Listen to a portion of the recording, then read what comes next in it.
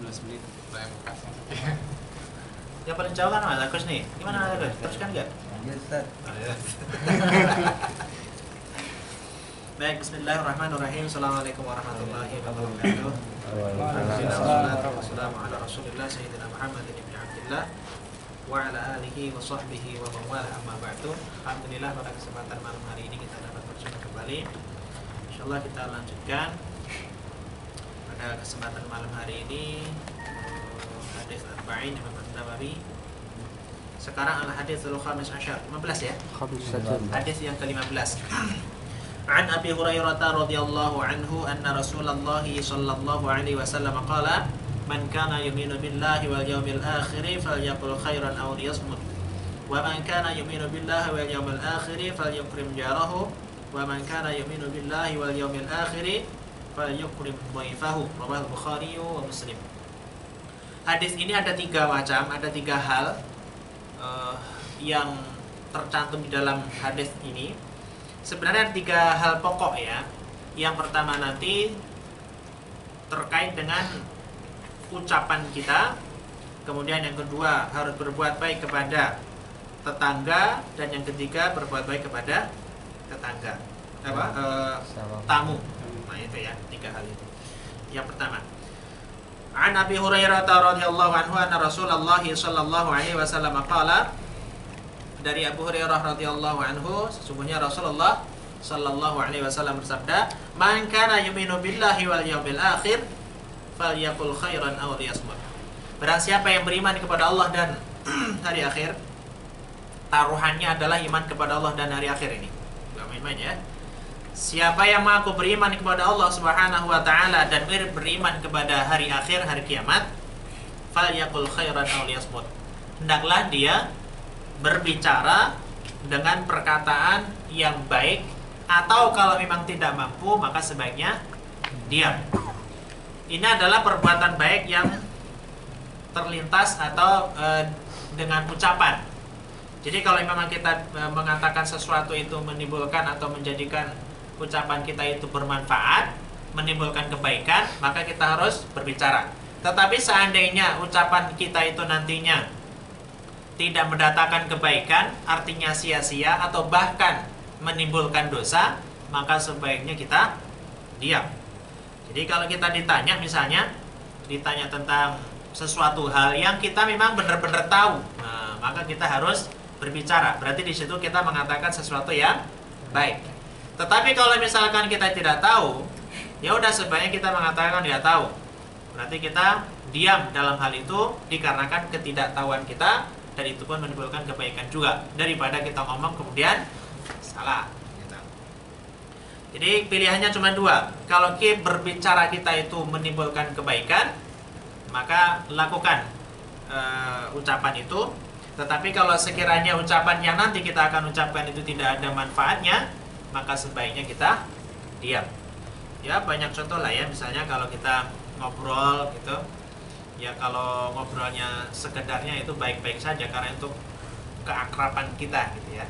Tapi kalau sampai nanti semalam suntuk itu hanya berbicara ngomongin aib orang misalnya, ngomongin aib orang alias gosip itu paling nyaman loh, paling enak loh, paling betah, paling enggak, walaupun tanpa judul, tanpa tema, oh itu bisa betah semalaman. Nggak percaya coba aja. Dan memang dihiasi oleh nafsu dan juga syaitan, sehingga perbuatan itu sangat disukai oleh syaitan dan nafsu kita pun juga cenderung ke sana. Itu namanya perkataan yang tidak bermanfaat. Tetapi bukan berarti kalau kita selalu diam dan sedikit berbicara. Memang sedikit berbicara itu sunnah gitu ya. Tetapi kalau kita mengharuskan berbicara, maka bisa jadi berbicara itu emas daripada diam. Tetapi di suatu kesempatan yang lain, diamnya kita itu bisa jadi emas daripada berbicara. Yang sudah berkeluarga itu bisa dipraktekkan dalam sebuah keluarga. Belum, karena ya udah. Kalau yang udah itu misalkan ada sesuatu konflik nanti daripada pecah perang dunia ketiga, maka sebaiknya kita diam. Nah, diamnya kita itu adalah emas saat itu. Gitu. Karena sudah emas Darmono. Nah, jadi diam suatu saat menjadi emas, tetapi suatu saat juga berbicara itu sebagai emas atau lebih berharga dan lebih bermanfaat. Tapi kita lihat sikon ya. Maka kata Umar bin Khattab, siapa yang banyak berbicara maka biasanya banyak bersalah, banyak salahnya. Dan siapa yang banyak salah berarti banyak dosanya. Dan barang siapa yang banyak dosanya maka neraka lebih pantas baginya. Berarti kan man kathura kalamuhu kathura khata'uhu, kalau dalam pepatah Arab. Siapa yang banyak bicaranya maka banyak dosanya. Karena banyak bicara banyak dosa, maka kita akhiri sampai sini. Man kathura kalamuhu kathura khata'uhu. Siapa yang banyak berbicara maka biasanya itu banyak salahnya gitu. Maka kita kalau berbicara, kalau ngomong ya sekedarnya saja. Tapi kalau dalam keluarga kayaknya nggak bisa ya. Apalagi kalau istri ditanya satu, jawabnya itu 10. Apalagi kalau lagi ini ya, lagi seneng ngomong. Lagi seneng ngomong biasanya kita nanya apa? Kita nanya satu, jawabnya 10. Nanti ngomong kita jawab satu, 20. Nah gitu. Pengalaman. Yang belum segera. Aulia smooth pokoknya. Kalau kita harus ada kata gini, fakir qabla an ta'zima. Berpikirlah sebelum kita itu bertindak. Jadi kalau kita ngomong, kira-kira omongan kita itu menyakiti hati orang atau tidak, bermanfaat atau tidak. Sekiranya bermanfaat, itu lebih banyak bermanfaatnya atau lebih banyak tidak ada manfaatnya. Itu salah satu tanda bahwa keimanan kita itu sempurna. Jadi keimanan seseorang itu tidak hanya dinilai oleh ibadah-ibadah seperti sholat, zakat, puasa, tidak, tetapi dinilai juga dari sikap kita, perkataan kita, sehingga bisa dilihat orang lain secara sosialnya. Baik, yang kedua, wa man kana yu'minu billahi wal yaumil akhir falyukrim jarahu. Dan siapa yang beriman kepada Allah Subhanahu wa taala dan hari akhir, hari kiamat, maka hendaklah dia menghormati tetangganya. Nah, tetangga itu kata sahabat termasuk Aisyah radhiyallahu anha, batasan tetangga itu adalah ke depan 40, ke belakang 40, sampai kanan 40, sampai kiri 40. Tapi kata Syekh Utsaimin misalnya ya, dalam kitab ini, 40 saat itu menjangkau sangat jauh dan luas. Karena rumahnya masih jarak. Nah, kalau Jakarta 40 itu di situ. Tapi anehnya, walaupun di situ itu nggak ada yang kenal loh. Temboknya nempel aja juga nggak tahu. Coba cek nanti yang rumahnya sekitar Jakarta, Bekasi, Bogor, Cikarang, mana tuh, Depok dan sebagainya. Coba yang rumahnya berdempetan itu, tanya satu-satu, kenal nggak sama tetangganya. Padahal itu hak. Yang namanya hak tetangga itu ya harus kita terpenuhi haknya, dan kita berarti kewajiban untuk menghormati mereka. Tetangga itu seperti itu, depan 40, belakang 40, sana 40. Tapi zaman Nabi. Tapi kalau sekarang mungkin lebih dari 40 seharusnya, kalau dinilai dari jarak. Berarti kalau 40 misalkan dulu itu jarak setengah kilo, nah kira itu setengah kilo udah berapa ratus itu. Nah, padahal hak tetangga itu tidak hanya dihormati, tetapi kalau kita punya sesuatu harus kita bagi. Berarti kalau masak ayam nggak cukup hanya 5 ekor. Makan dipoto. Di-share. Coba jadi dibagi kan. Tetangga itu punya hak loh kepada kita. Berarti kalau dia punya hak, berarti kewajiban kita untuk menunaikan haknya dia kan. Contohnya, tetangga itu ada 3. Yang pertama, kalau tetangga kita itu adalah masih ada hubungan darah, adik, kakak, sepupu dan sebagainya, masih ada nasabnya, itu berarti memiliki 3 hak. Yang pertama, hak sebagai saudara. Yang kedua, hak sebagai tetangga. Dan yang ketiga adalah hak sebagai saudara seiman, seislam, sama-sama muslim. Berarti ada 3 itu. Jadi kalau ada tetangga yang masih ada hubungan darah, utamakan dia. Karena dia memiliki 3 hak, dan kita harus memiliki 3 kewajiban yang harus kita penuhi. Kalau yang kedua, tetangga itu tidak ada hubungan darah, artinya tidak ada nasab dengan kita, tetapi dia muslim. Dia memiliki 2 hak. Yang pertama adalah hak sebagai tetangga, dan yang kedua adalah hak sebagai saudara semuslim atau sama-sama muslim. Nah, kalau tetangga kita itu non muslim, maka haknya cuma satu, yaitu hak sebagai tetangga. Tetap memiliki hak, bro. Berarti kita harus menghormati mereka. Cuman bedanya kalau non muslim hanya satu sebagai hak tetangga. Nah, dari hak-hak itu sebenarnya banyak hadis yang menerangkan atau menjelaskan kepada kita bagaimana kita muamalah, bagaimana kita bergaul dengan mereka.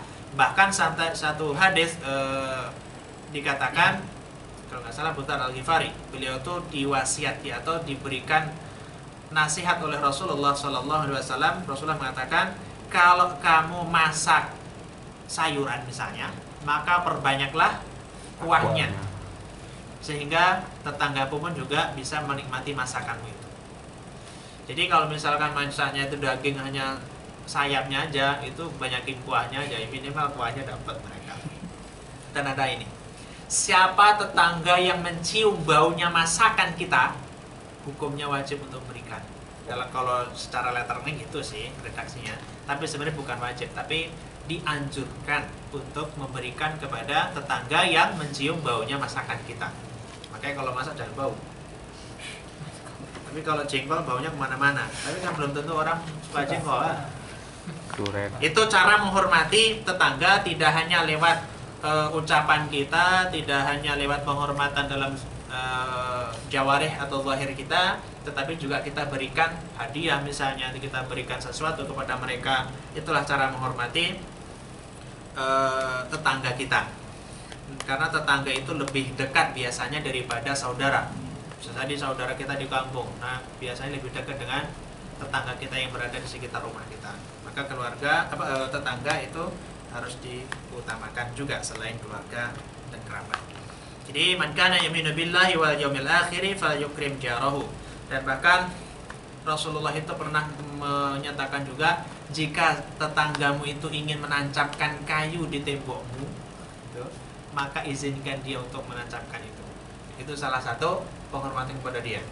Ada satu ini, salah satu ulama, jadi dia itu suka berburu. Kemudian karena suka berburu, dia latihan manah ceritanya. Nah, ketika latihan manah, ternyata panahnya itu melenceng, kemudian kena pagarnya tetangga.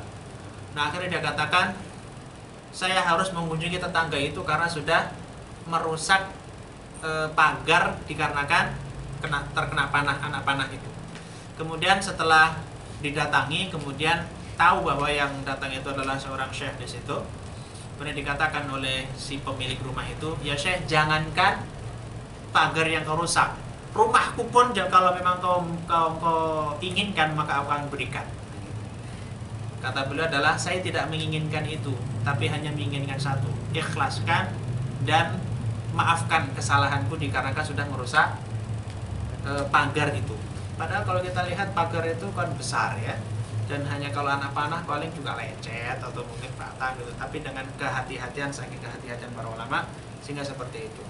Karena siapa yang sampai saudara atau tetangga itu tidak nyaman dikarenakan ulah kita, berarti keimanan kita itu diragukan. Dan tidak diperkenankan kita kenyang sedangkan tetangga kita kelaparan. Maka nanti kalau kita gabungkan ke hukum fikih, apa hukum boleh atau tidaknya kita menghukumi orang yang mencuri, tetapi pencurinya itu miskin, mencuri kepada orang kaya tetangganya. Itu sebagian ulama mengatakan nggak boleh dihukumi potong tangan. Kenapa? Karena orang kaya itu tidak memperdulikan orang miskin. Jadi hati-hati kalau punya tetangga. Kalau miskin harus dikasih sesuatu. Tahadu tahabu, artinya saling berikan hadiah maka saling mencintai. Mencintai dalam artian bukan mencintai yang berlebih loh ya. Istri orang. Tapi ada larangan juga itu.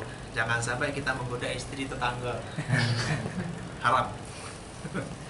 Yang selanjutnya yang ketiga, wa man kana yu'minu billahi wal yaumil akhir falyukrim dhaifahu. Dan siapa yang beriman kepada Allah Subhanahu wa taala dan hari akhir, hendaklah dia menghormati tamu. Menghormati tamu, kata Imam Ahmad, itu wajib hukumnya untuk memberikan jamuan kepada dia selama 1 hari semalam. Hukumnya wajib. Bahkan ada satu hadis yang dijadikan sebagai landasan oleh beliau, yaitu Rasulullah pernah ditanya oleh seorang sahabat, katanya, ya Rasulullah, waktu lalu engkau menyuruh kami untuk pergi ke daerah situ, tetapi setelah kami singgah di sana, kami pun tidak dijamu, tidak dihormati, dan tidak dimuliakan sebagaimana seharusnya. Maka sahabat tadi berkata, apa yang harus saya lakukan gitu? Maka Rasulullah mengatakan, ambillah hakmu, karena itu adalah kewajiban dia yang harus ditunaikan. Berarti seakan-akan itu menyajikan atau memberikan jamuan kepada tamu itu hukumnya wajib, tapi batasannya sampai 1 hari 1 malam. Nah setelah itu maka hukumnya menjadi sedekah dan sunnah. Itu menurut beliau. Tapi menurut mayoritas ulama, menjamu itu adalah hukumnya sunnah, tapi sunnah muakkadah, sunnah yang sangat dianjurkan. Batasannya adalah 3 hari 3 malam. Jadi sehari semalam itu dimuliakan lebih, kemudian setelah itu tamunya nggak pulang-pulang, ditunggu sampai 3 hari 3 malam. Itu hukumnya sunnah. Lebih dari itu, boleh kita minta hak kita. Hak kita apa? Mesti dia. Tapi ya sudah harus lah. Artinya kita batasnya adalah 3 hari 3 malam. Nah kita sebagai tamu nanti, kita juga harus tahu diri. Tamu, kalau bertamu jangan lama-lama. Bertamu sampai 6 bulan ya. Sampai kontrak. Jadi 3 hari 3 malam itu tamu ini memiliki hak untuk dijamu oleh tuan rumahnya. Jadi selama 3 hari 3 malam. Nah menjamu tamu itu adalah sedekah yang paling mulia. Makanya kalau ada tamu maka berikanlah sesuatu kepada dia, terutama adalah orang-orang musafir, orang-orang yang pergian jauh gitu. Tapi kalau Jakarta kayaknya harus hati-hati juga ya, nggak bisa orang keliaran kemudian diajak mampir. Kalau di kampung bisa jadi, tapi kalau di Jakarta agak mikir-mikir itu. Katanya kalau kita nggak boleh husnudzon, nggak boleh husnudzon terhadap orang, kita harus nggak boleh suudzon terhadap orang, kita harus husnudzon. Tapi kalau di Jakarta kayaknya itu harus husnudzon loh, harus sedikit suudzon. Bukan sultan sebenarnya, mungkin lebih tepatnya kita harus lebih hati-hati. Sama aja sebenarnya. Jadi nggak semuanya orang baik itu maksudnya ya. Jadi di sini harus memuliakan tamu. Memuliakan tamu salah satu bentuk keimanan kita kepada Allah dan hari akhir. Nah cara menjamu tamu itu adalah ya semampu kita, tetapi diutamakan diberikan sesuatu yang terbaik yang memang semampu semaksimal kita. Misalkan kalau kita mampunya itu bisa memberikan jus mangga, nah ya kita kasih jus mangga. Kalau nggak ada juga ya teh poci lah. Kalau nggak ada teh juga ya teh peres, kita peres. Apa namanya? Tubruk. Kalau nggak ada teh juga udahlah. Air yang berwarna putih bening. Bukan bening. Kalau bening ini putih itu loh, susu. Kalau nggak ada juga ya baru ini. Artinya memuliakan tamu itu kewajiban selama sehari semalam, dan maksimalnya adalah 3 hari 3 malam. Ya, karena tamu itu memiliki hak kepada kita dan kita punya kewajiban kepada mereka untuk menunaikannya. Wallahu a'lam bishawab. Itu jadi 3 perbuatan baik kita itu adalah lewat perkataan dan juga perbuatan kita. Yang pertama tadi apa? Siapa yang beriman kepada Allah dan hari akhir maka hendaklah dia berkata dengan perkataan yang baik, atau sebaiknya dia diam kalau memang nggak bisa. Yang kedua harus memuliakan, menghormati tetangga. Yang ketiga harus menghormati, memuliakan tamu. Itu Allah. Ada yang ditanyakan? Yang kedua, pertama adakah ghibah yang baik? Yang keduanya yang dimaksud hari akhir itu hari kiamat, hari penghisapan kepada masyar atau alam akhirat. Yang pertama ghibah. Ghibah itu ada yang baik nggak? Ada terus nama ghibah tuh. Tahukah Anda ghibah? Ghibah itu adalah kita membicarakan aib seseorang yang dia itu tidak suka kalau aib itu disebarluaskan. Ini gitu kan? Tapi dia benar-benar melakukan itu, tapi nggak suka kalau disebarluaskan. Itu namanya ghibah. Tapi kalau kita membicarakan kejelekan orang lain dan dia ternyata tidak melakukan, itu bukan ghibah lah ya. Fitnah. Itu namanya fitnah, dan fitnah lebih kejam daripada pembunuhan. Nah, ghibah itu sebenarnya kalau kita lihat tidak diperbolehkan secara umum. Tetapi kalau kita membicarakan aib yang nantinya bisa memberikan warning atau peringatan kepada saudara kita, itu diperbolehkan. Seperti berapa kali Fir'aun itu diungkapkan di dalam Al-Quran? Lebih dari 80 kali. Itu kan kejelekannya semua kan? Si Fir'aun ngaku Tuhan, si Fir'aun membangkang kepada Allah lewat pembangkangan lewat Musa, dia tukang sihir dan sebagainya. Itu kan kejelekan dia. Atau misalnya dia ada penjahat di sana. Nah, dia ini mau pergi ke sana. Kita boleh memberitahu dia bahwa di sana itu ada si A yang dia itu adalah orang jahat, perampok misalnya. Nah, agar dia berhati-hati. Kalau ada manfaatnya boleh disampaikan. Berarti bukan ghibahnya yang baik, tetapi ada sesuatu yang lebih bermanfaat ketika kita beritahu kepada saudara kita. Kemudian kalau apa tadi udah? Hari akhir. Hari akhir itu ya kiamat itu. Kiamat itu bagian dari hari akhir. Jadi mulainya hari akhir itu adalah kiamat, itu startnya mulai hari akhir sampai nanti ke surga atau neraka. Itu semuanya namanya hari akhir. Paket. Maka nama yang paling banyak disebut di Al-Quran itu adalah hari akhir. Hari akhir banyak, Al-Qari'ah, Al-Haqqah, mana lagi kita. Banyak sekali. Itu menunjukkan mulainya dari hari akhir itu adalah kiamat itu. Kiamat start dari hari akhir sampai nanti seterusnya. Maka kematian kita, kematian seseorang itu sebenarnya bukan akhir segalanya. Justru itu adalah awal menuju keabadian yang tidak ada kematian lagi setelah itu. Salah kalau orang mengatakan, udah daripada di sini repot, di sini membebani orang, kemudian bunuh diri, selesai. Enggak, justru mulai di situ. Memulai untuk menempuh kehidupan yang tanpa ada kematian. Kalau memang sukses, sukses selamanya. Kalau nggak sukses, buruk, neraka seterusnya gitu. Jadi kematian bukan akhir, justru itu adalah awal perjalanan menuju keabadian. Lagi, ya. Baik, tidak ada yang lebih kita hati-hati lagi kecuali mulut kita, lidah kita, lisan kita. Karena walaupun mulut kita itu satu, telinga kita itu dua, mata kita itu dua, tapi ternyata tidak kalah untuk berbuat dosa walaupun ini hanya satu. Karena terdapat lidah yang tanpa tulang. Kalau ada tulang itu retak semua ya. Maka kalau kita lihat inna sam'a wal basara wal fuada kullu ulaika anhu mas'ula misalnya.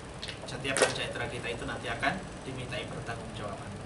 Jadi setiap apa yang kita katakan itu sudah dicatat dan itu akan dimintai pertanggungjawaban.